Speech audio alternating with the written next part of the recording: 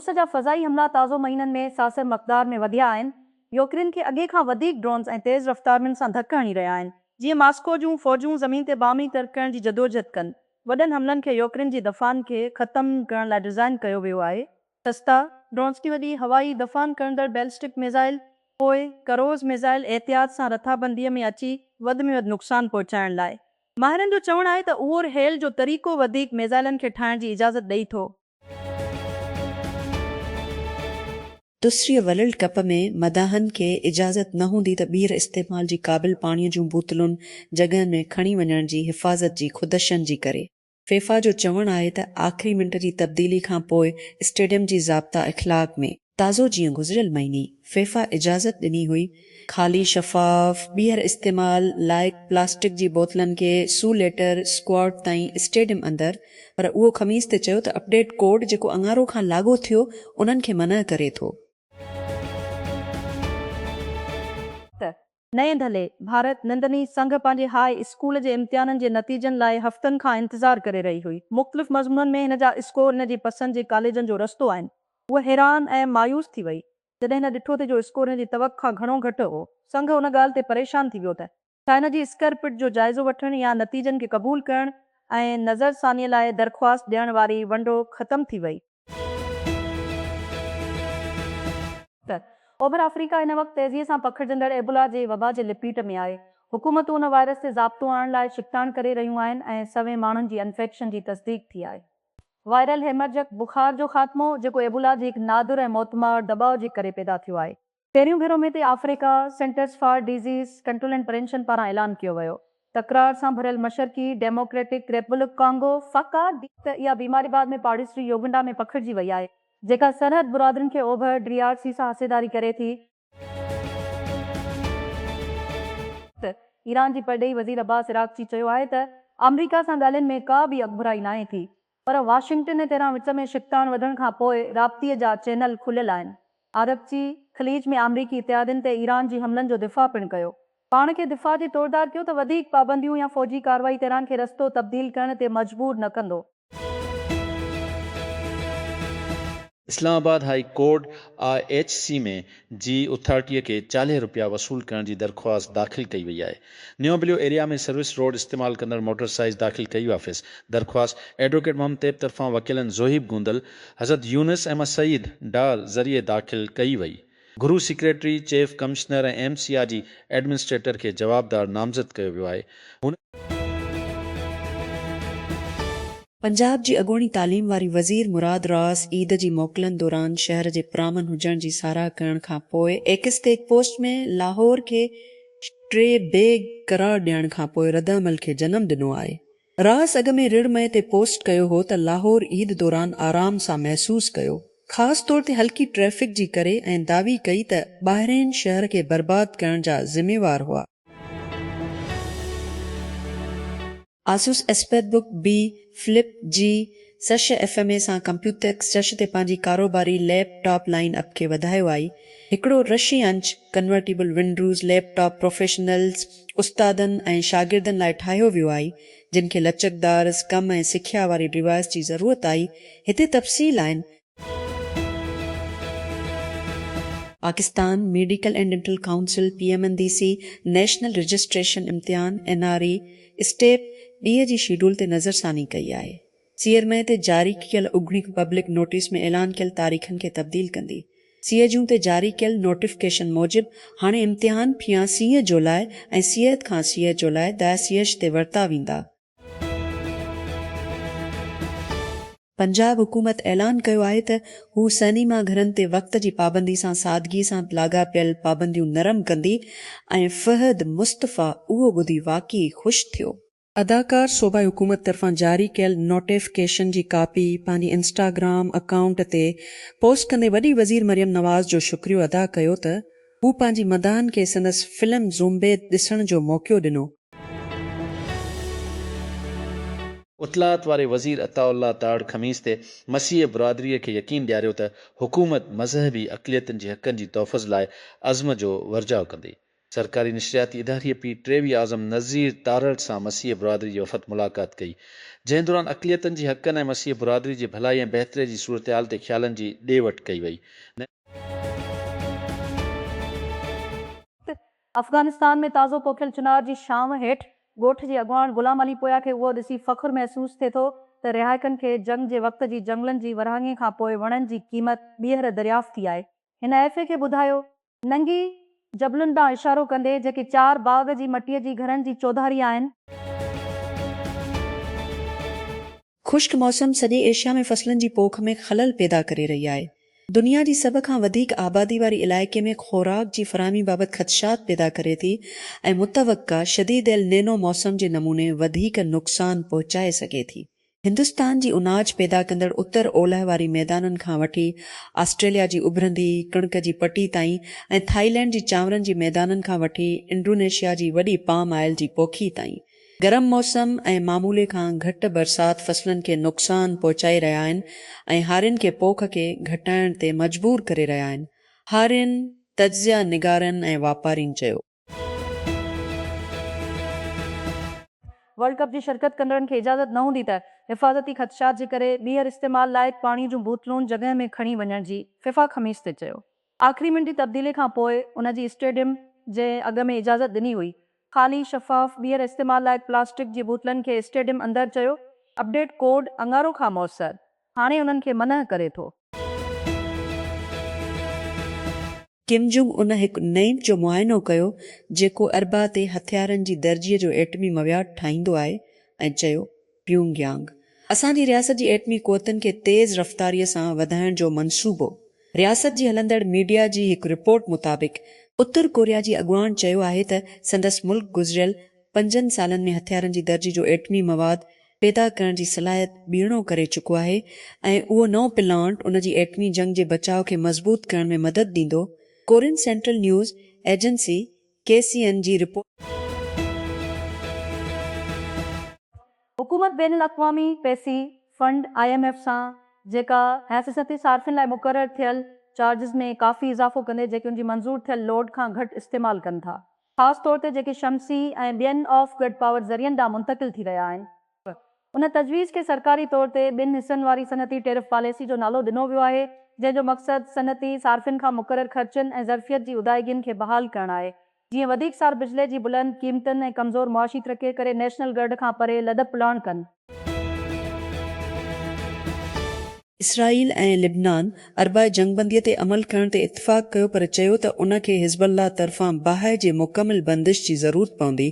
Washington में अमरीकी क़यादती ॻाल्हियुनि खां पोइ गॾियल बयान मूजिबि ॿिन्ही पासनि जिन में रस्मी सफ़ारती लाॻापा न आहिनि पिणु पायलट ज़ोन ठाहिण ते इत्तिफ़ाक़ कयो वियो आहे, जंहिंमें लुबनानी हथियारबंद फ़ौजूं इलाइक़ा जे ख़ासि कंट्रोल खे सभिनी गैर रियासती अदाकारनि जी ख़ारिज करण लाइ वठी वेंदा।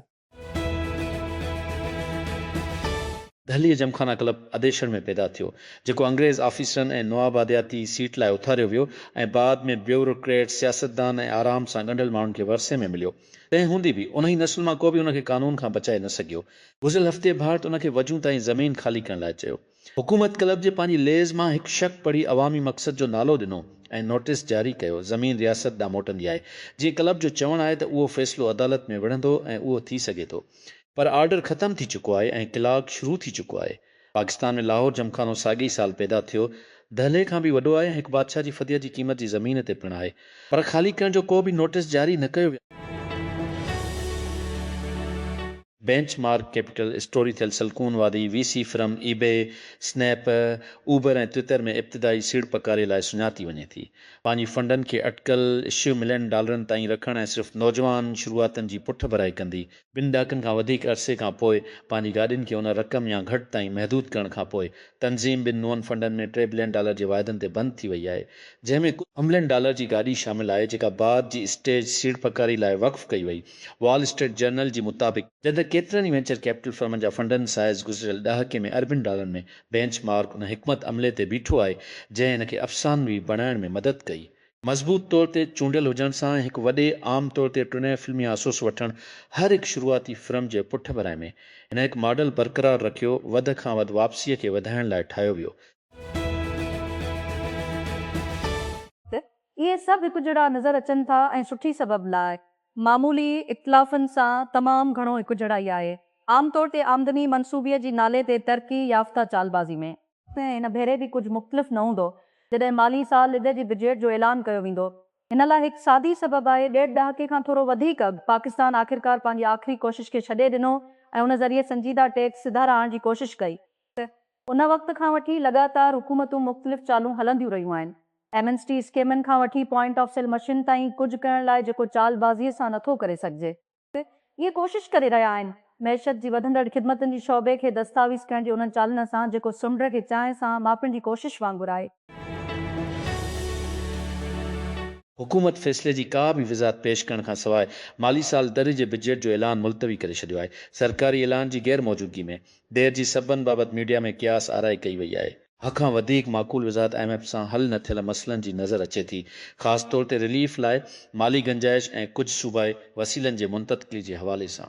मीडिया रिपोर्टनि में नामालूम एहलकारनि जे हवाले सां ॿुधायो वियो आहे त पाकिस्तान ऐं IMF में अञा ताईं रवीनियो मोबिलाइज़ेशन जी क़दमनि ऐं प्रोग्राम तहत ख़र्चनि में घटिताईअ ते इतफ़ाक़ न थी सघियो आहे।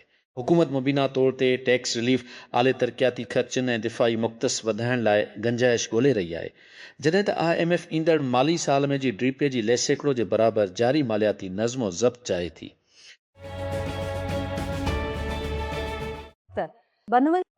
पेशावर हाई कोर्ट जी बेंच ख़ैबर पख्तूनख्वा हुकूमत खे हिदायत कई आहे त हू एंटी करप्शन एस्टेब्लिशमेंट ACA जी लाॻापियल ऑफिसरनि खे क़ानूनी तौर ते ज़मीन मुंतक़िल करण ऐं संदसि ख़ानदान खे गैर क़ानूनी तौर ते मुंतक़िल करण वारी स्कीम ख़िलाफ़ केस दाख़िल करण में अख़्तियारनि जी ग़लति इस्तेमाल ते इंक्वायरी करे। बनू तोशाखाना असासा लिकाइण वारी केस में अॻूणी वज़ीर आज़म इमरान ख़ान ऐं संदसि भाउ सादिक दिलावर जस्टिस मोहम्मद तारिक आफरीदी ऐं जस्टिस सबक़त अल्लाह ख़ान खे सज़ा ॿुधाईंदड़ जज दिलावर ख़िलाफ़ दाख़िल FIR कालदम करार ॾियण जो हुकुम ॾींदे चीफ सेक्रेटरी खे हिदायत त हू फ़ौरे ते लाॻापियल अख़्तियारनि आॾो फ़ैसिलो पेश करे लाॻापियल ऑफिसरनि ख़िलाफ़ क़ानूनी कार्रवाई शुरू करे। एलोन मस्क जी रॉकेट कंपनी स्पेस एक्स या जी ब्लॉकबस्टर शुरूआती अवामी पेशकश तारीख़ में सभ खां वॾे स्टॉक मार्केट जी शुरूआत लाइ रस्तो हमवार कंदे अरबा ते US securities and exchange commission सां गॾु हिकु फाइलिंग में स्पेस एक्स चयो त उहो उबजं मिलियन शेयर्स वठण जो इरादो रखे थो, ॾोफी पेस ते तक़रीबन ॾुबन वधाए।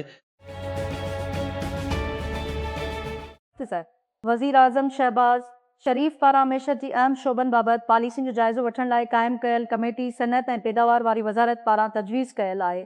उन में स्टेक होल्डर्स जी नुमाइंदगी न आहे।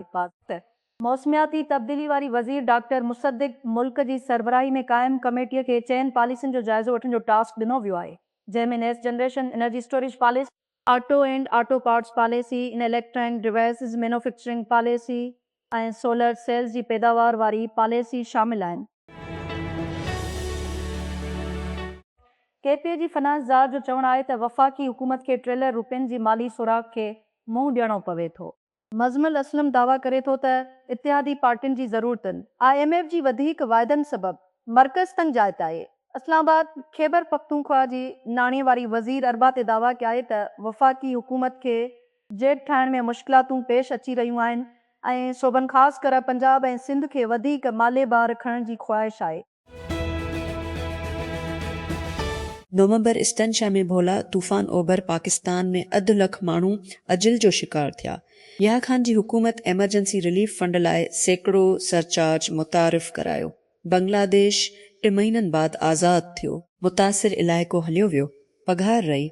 ज़ालिफ़कार अली भट्टी जी हुकूमत ऑडिशन में रवीनियो खे आम वफ़ाक़ी खातुनि में दाख़िल कयो, जंहिंजो को बि हिसाब किताब शाया न कयो वियो। तूश में जनरल ज़िया उकरा सरचार्ज मुतारिफ़ करायो, जंहिंखे एजुकेशन फंड बणायो वियो। आमदनी मुतवाज़न वफ़ाक़ी ऑपरेटिंग अकाउंट्स IMF जी इसरार तहत उन खे ख़त्म करण वक़्तु उन जी जाइ ते को बि मुतबादिल तालीमी उज़ार न आयो। टेम्पलेट मुक़ररु कयो वियो। 50 सालनि खां पोइ बि पाकिस्तान इन सांचे खां न हटियो आहे, जेको हिकु साइक्लोन सरचार्ज जी तौर ते शुरू थियो। उहो हाणे 69 ट्रिलियन रुपयनि जो औज़ार आहे, जंहिंखे नॉन टैक्स आमदनी जी तौर ते ग़लति दर्जा बंदी कयो वियो आहे। फन तामीर हिकु जहिड़ा ई आहे, पर माप तब्दील थी चुको आहे। जर्मनी जे परॾेही वज़ीर जो चवणु आहे त यूक्रेन ऐं इसराइल जी हिमायत में वोटनि जी क़ीमत थी सघे थी, जॾहिं बर्लिन गॾियल क़ौमुनि जी सलामती काउंसिल में घुमण वारी जॻह खे महफ़ूज़ करण में नाकाम थियो। जो वादफ़ुल बयानु कयो पुर्तगाल खे तलिक़ शिकस्त जी तौर ते हिकु वोट खां पोइ, जंहिं ते मुल्क अरबा जी शाम ते काउंसिल जी 5 नुअनि मेंबरनि मां हिकु बणिजी वेंदा। Sokoto Nigeria. हर दफ़े इन जो शौक़ीन 7 सालनि जो ॿारु स्कूल मां होमवर्क करे घर मोटियो। लिसालनि जे हबीबा अबूबकर खे ख़बर हुई त उहो वक़्तु आहे त हू खेसि पंहिंजी पाड़ेसी वटि वठी वञे, जंहिंखे ॿारु चाची सॾींदो हो। जेतोणीकि उहे रत सां वास्तो रखंदड़ न हुआ, जॾहिं हू पंहिंजी क्लास जी साम्हूं बीहणु चाहींदो हो, पर उहो लस्ट्रम में तब्दील थियो। जॾहिं अबूबकर पाण खे एजुकेशन WCC में सोकोटो स्टेट अतर रेपुल्कन जी अॻुवाणी में अमरीकी हाउस ऑफ रिप्रेजेंटेटिव्स अरबा ते सदर डोनाल्ड ट्रंप खे ईरान ख़िलाफ़ जंग जारी रखण खां रोकण लाइ हिकु करारदाद मंज़ूर कई। 3 महीननि जी तकरार बाबति संदसि पार्टीअ जे मेंबर में वधंदड़ ख़ुदशनि खे ज़ाहिर करे थो। इहा रेपुल्कन डेमोक्रेट सां जंगी ताक़ती किरदार जे हक़ में वोट कयो, जेको ट्रंप खे हिदायत करे थो त हू ईरान मां अमरीकी फ़ौजूं वापसि वठी जेसीं ताईं कांग्रेस जंग जो ऐलान करे या फ़ौजी ताक़त जी इस्तेमाल जी इजाज़त ॾेई। तेज़ कॉमर्स मार्केट में तेज़ रफ़्तार सां जुनून हिंदुस्तानी शुरूआती फर्स्ट क्लब सीड़ त मयार हिकु नओं मौक़ियो थी सघे थो। उन जी आख़िरी फंडिंग दूर खां सिर्फ़ महीननि बाद उन जी क़ीमत खे ॿीणो करण में मदद कंदी। बंगलोर जी बुनियाद ते शुरू थींदड़ हिकु सीरीज़ B राउंड में $1 मिलियन गॾु कयो आहे, जंहिं जी अॻुवाणी में पीक पार्टन्स ऐं सोफीना कंपनी जी क़ीमत $3 मिलियन ते सीड़ पकारे खां पोइ, जॾहिं हिन आख़िरी भेरो सेप्टेंबर 20 में सरमायो वधायो। मौजूदा सिड़पकारन एक्सेलटी ग्लोबल ऐं परमार्क वेंचर्स पिणु हिसो वरितो। जदीद फाइनेंसिंग फर्स्ट क्लब जे कल फंडिंग मिलियन ताईं आणींदी।